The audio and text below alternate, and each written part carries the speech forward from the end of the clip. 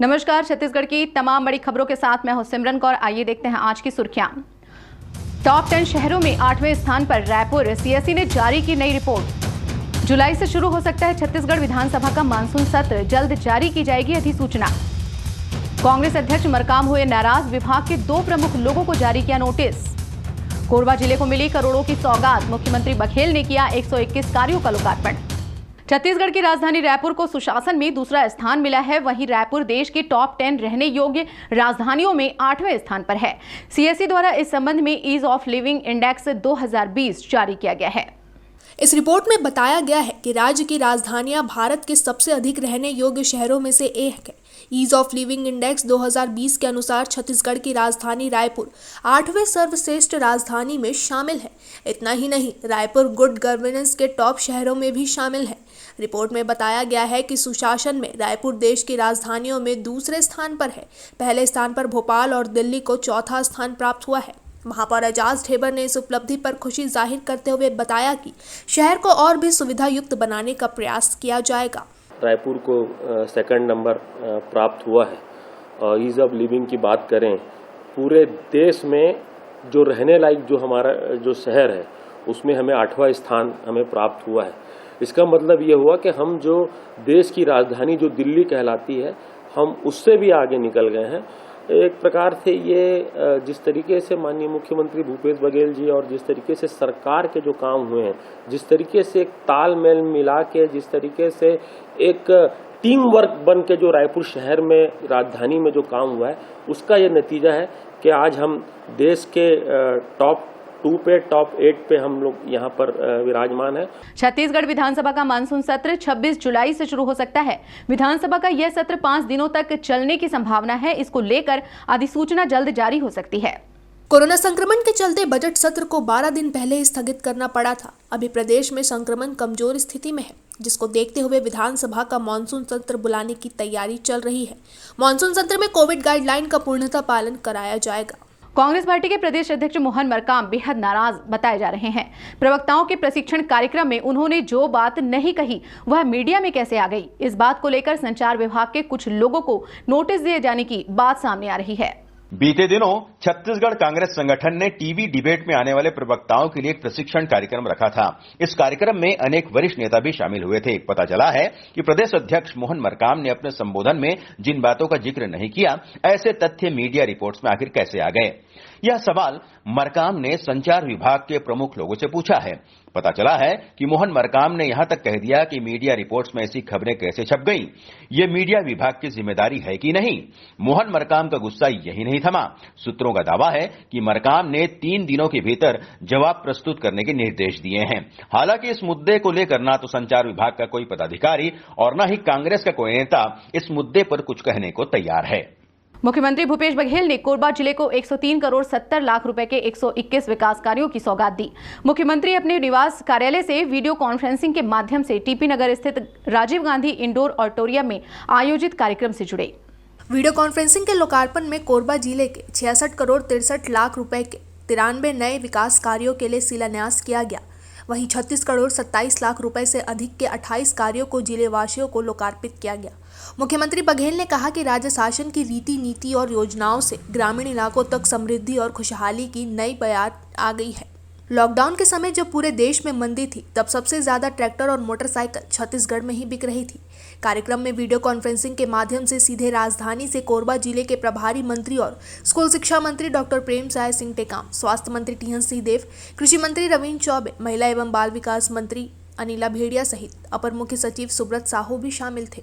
वहीं ऑडिटोरियम में इस दौरान राजस्व मंत्री जयसिंह अग्रवाल, मध्य क्षेत्र आदिवासी विकास प्राधिकरण के उपाध्यक्ष और कटघोरा विधायक पुरुषोत्तम कंवर, पाली तानाखार के विधायक मोहित राम करकेट्टा, रामपुर विधायक ननकी राम कंवर, महापौर राज किशोर प्रसाद व अनेक जनप्रतिनिधि तथा गणमान्य नागरिक शासकीय योजनाओं से लाभान्वित हितग्राही भी मौजूद रहे। आज 104 करोड़ रुपए के भूमि पूजन और उद्घाटन का कार्यक्रम माननीय मुख्यमंत्री जी के हाथों संपन्न हुआ है। और भी हम लोगों ने मांग अपनी रखी है। उन्होंने जैसे इंग्लिश मीडियम स्कूल के लिए भी उन्होंने घोषणा की है कि हम अपने DMF और CSR मद से कर लें, तो कुछ स्कूल जो विभिन्न विधानसभाओं में जो विधायकों की हम लोगों की मांग होगी वो खोले जाएंगे। इसके साथ साथ सड़कों का निर्माण भी होगा और कोरबा में जो विकास के कार्य लंबे समय से लंबित थे उनका बड़ी तेजी के साथ विकास किया जा रहा है। बिलासपुर में ट्रैफिक सिपाही रामकुमार रजक से कांग्रेस नेता द्वारा गाली गलौज करने का मामला तूल पकड़ने लगा है। एक तरफ सत्ताधारी दल का चुटभैया नेता है तो दूसरी ओर पुलिस विभाग का ड्यूटी पर तैनात ट्रैफिक सिपाही। घटना के बाद सोशल मीडिया पर जो वीडियो वायरल हो रहा है उससे उस नेता की ही नहीं बल्कि वह जिसका समर्थक है उसकी भी जमकर किरकिरी हो रही है। मोती धारवानी बिलासपुर विधायक शैलेश पांडे के समर्थक बताए जा रहे हैं। खुद ही विवादास्पद बयानों के चलते चर्चा में रहने वाले विधायक के समर्थक उनसे भी 2 कदम आगे हैं। सरकार बदल गई तो लाजमी है कि नेताओं के तेवर भी बदलेंगे और भी कांग्रेसी नेताओं के तो क्या कहने। रेलवे क्षेत्र से ब्लॉक कांग्रेस अध्यक्ष मोती धारवानी सरेआम सिपाही रजक की आबरू उतारने में आमादा है, जबकि वीडियो में साफ दिख रहा है कि सिपाही लगातार उसे समझाने में लगा रहा। अरे राहुल साहब तो इधर से आऊंगा तो ज्यादा बात कर रहा है। इस घटना की वीडियो वायरल होने के बाद कांग्रेस राज में ऐसे जनप्रतिनिधियों की थू-थू हो रही है। एसपी प्रशांत अग्रवाल ने बताया कि यह बेहद गंभीर मामला है, इस तरह की घटना बिल्कुल बर्दाश्त नहीं की जाएगी। मोती धारवानी के खिलाफ तारबहार थाने में गैर जमानती अपराध का मामला दर्ज किया गया है। पुलिस आरोपी को गिरफ्तार करने गई थी लेकिन वो फरार हो गया है, उसकी खोज जारी है।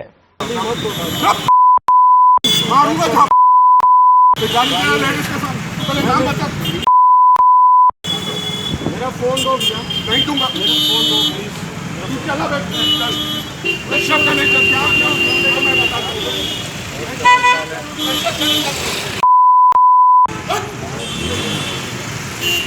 कोविड की दूसरी लहर में बड़ी संख्या में मौतों के होने लेकिन आंकड़ा कम कर दिए जाने के आरोप अब भी लग रहे हैं। स्वास्थ्य मंत्री टीएस सिंहदेव का कहना है कि कोरोना से पीड़ित या कोरोना से मृत्यु के बावजूद अमले ने उसकी एंट्री नहीं की है। इसका पता चलने के बाद अब सभी जिलों से एक बार फिर से डाटा मंगाया जा रहा है। कोविड की दूसरी लहर में बड़ी संख्या में मौतों के होने लेकिन आंकड़ा कम कर दिए जाने के आरोप अब भी लग रहे हैं। स्वास्थ्य मंत्री टीएस सिंहदेव का कहना है कि कोरोना से पीड़ित या कोरोना से मृत्यु के बावजूद अमले ने उसकी एंट्री नहीं की है। इसका पता चलने के बाद अब सभी जिलों से एक बार फिर से डाटा मंगाया जा रहा है। मृत्यु हुई है ये भेजा है, लेकिन कोरोना पॉजिटिव थे कि नहीं ये जानकारी आपने नहीं भेजी, तो हम कैसे उसको यहाँ पर प्रकाशन कर सकते हैं?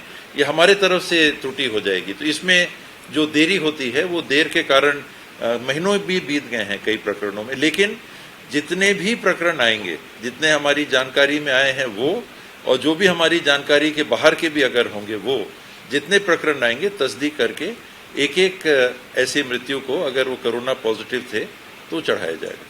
कोरोना काल की दूसरी लहर में अब तक 9,000 से कुछ अधिक मौतों का आंकड़ा दर्ज है, जबकि संक्रमितों की संख्या के रूप में आंकड़ा 7 लाख के आसपास है। शिकायतें मौत के आंकड़े को लेकर आई हैं। शिकायतें यह आई कि मौत हुई लेकिन कारण के रूप में कुछ दर्ज ही नहीं किया गया, जिससे उन मौतों को कोरोना से मौत में गिना ही नहीं जा सका। इस संबंध में किए गए सवाल पर स्वास्थ्य मंत्री टीएस सिंहदेव ने कहा कि मौत के आंकड़ों को लेकर एंट्री की शिकायत आई है। प्रथम दृष्टया शिकायतें जाँच योग्य पाई गई हैं। मैंने फिर से डाटा पूरे ब्यौरे के साथ मंगाया है। विभाग की तरफ से जो तैयारी में आवश्यकता मुझे शुरू से ही महसूस होती रही है और अभी भी महसूस होती है, वो आईसीयू के बिस्तरों की है। कि आज हमको बिस्तरों की कमी महसूस नहीं होती क्योंकि आज उतने प्रकरण है नहीं, लेकिन जब पीक आता है उस समय जितनी आवश्यकताएं पड़ती है वो उपलब्ध होना चाहिए, ताकि उन स्थितियों में हम असहाय महसूस ना करें कि बिस्तर ही नहीं है हमारे पास, आईसीयू की व्यवस्था ही नहीं है हमारे पास। तो उस पीक के लिए प्लानिंग होनी चाहिए। वो प्रस्ताव गए हैं। 1390 आईसीयू के बिस्तरों की मांग हमने वित्त विभाग से शासन से की है। वो आ जाने पे तब हम ये मान सकते हैं कि कुछ और हमारी तैयारी पूरी हो गई। कोरोना की तीसरी लहर को लेकर स्वास्थ्य मंत्री ने स्पष्ट किया कि स्वास्थ्य विभाग पूरी तरह सजग है, लेकिन आईसीयू के मसले पर राज्य में और काम करने की जरूरत है, जिस पर तेजी से काम हो भी रहा है। आईसीयू तैयार करने के लिए फंड भी मांगा गया है। नक्सल विरोधी अभियान में बस्तर पुलिस को बड़ी सफलता हासिल हुई है। पुलिस महानिरीक्षक बस्तर रेंज सुंदरराज पी के मार्गदर्शन में माओवादियों के विरुद्ध चलाए जा रहे नक्सल विरोधी अभियान के तहत हुई मुठभेड़ में एक महिला नक्सली मारी गई। वहीं बड़ी मात्रा में हथियार और अन्य सामग्रियां बरामद हुई हैं। सर्चिंग के दौरान चांदामेटा एवं प्यार भाट के जंगल के मध्य माओवादियों द्वारा पुलिस पार्टी को देखकर जान से मारने एवं हथियार लूटने की नियत से पुलिस पार्टी पर अंधाधुंध फायरिंग की गई, जिसके जवाब में पुलिस पार्टी द्वारा आत्मरक्षार्थ जवाबी फायरिंग की कार्रवाई की गई। इस दौरान नक्सली घने जंगल का फायदा उठाकर भाग गए। फायरिंग की समाप्ति के बाद स्थल का निरीक्षण किया गया था, तब घटना स्थल से एक महिला वर्दीधारी माओवादी मंगली का शव एवं 1 नग AK-47 राइफल, 2 नग पिस्टल, 1 नग 12 बोर बंदूक एवं 1 नग भरमार बंदूक, साथ में नक्सल साहित्य तथा दैनिक उपयोगी सामग्री बरामद किया गया। फरार अन्य माओवादी की तलाश हेतु क्षेत्र में गश्त सर्चिंग जारी है। जिला बस्तर एवं सुकमा के सीमावर्ती चांदामेटा एवं तुलसी डोंगरी पहाड़ी इलाके में CP माओवादी संगठन के दरबा डिवीजन कैडर्स का उपस्थिति के सूचना के पर Bastar DRG team, Dantewada DRG team, जिला पुलिस बल सुकमा, CRPF 80 वाणी M227 बटालियन का संयुक्त अभियान संचालित किए गए थे। अभियान के दौरान कल सुबह करीबन 8:30 बजे चांदामेटा एवं प्यारबाट जंगल के बीच में माओवादी एवं बस्तर DRG टीम के साथ एक मुठभेड़ हुई। मुठभेड़ करीबन 1 घंटे चला है। इसके पश्चात सर्चिंग के दौरान एक वर्दीधारी महिला माओवादी का डेड बॉडी, एक AK-47, एक 12 बोर, 2 पिस्टल एवं एक बर्मर, कुल 5 हथियार बरामद किए गए थे। अब तक की खबरों में बस इतना ही। आगे की खबरों के लिए बने रहिए हमारे सहयोगी के साथ। राज्यपाल सुश्री अनुसुईया उइके को आज राजभवन में भिलाई कैन डू पर्वत फाउंडेशन के प्रमुख अतुल पर्वत ने राजभवन के कर्मचारियों के लिए ऑक्सीजन कंसंट्रेटर मशीन और मास्क प्रदान किए। उन्होंने राज्यपाल को कोरोना काल में उनके द्वारा किए गए कल्याणकारी कार्यों की जानकारी दी। राज्यपाल ने उन्हें धन्यवाद दिया और कहा कि इस त्रासदी के समय आपके और आपके संस्था के द्वारा जो मानवीय कार्य किया गया है वह सराहनीय है। ऐसे कार्यों से समाज को प्रेरणा मिलती है। श्री पर्वत ने बताया कि उनके द्वारा गत वर्ष 1100 परिवारों को भोजन वितरित किया गया था और पुलिस कर्मियों को सहायता प्रदान की गई थी। साथ ही रायपुर और भिलाई में मास्क वितरण किए गए। उन्होंने बताया कि उनके द्वारा पुलिस स्टेशन में सैनिटाइजर मशीन वितरित किए गए।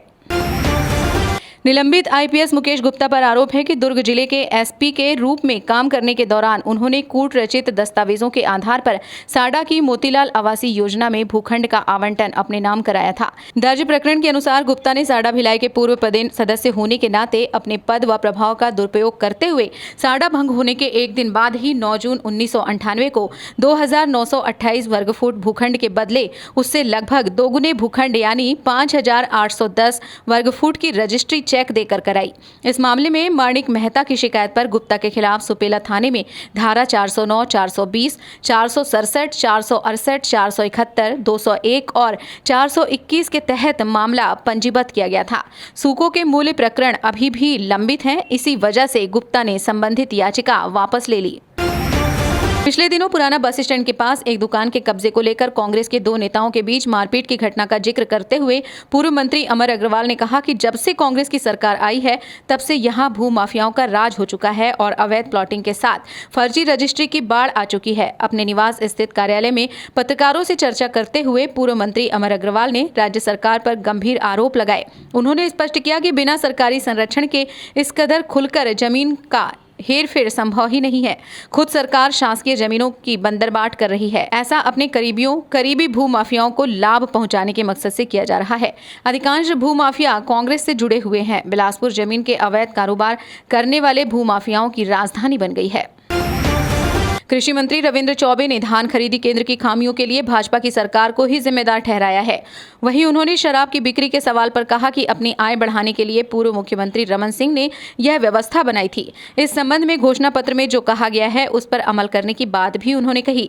राज्य सरकार की ओर से विभिन्न मसलों पर ब्रीफ करते हुए रविंद्र चौबे ने खरीदी केंद्रों में धान के खराब होने के सवाल पर कहा कि भाजपा के नेता अगर खरीदी केंद्रों को देखने जा रहे हैं तो उन्हें इसमें रमन सरकार का विकृत चेहरा ही नजर आएगा।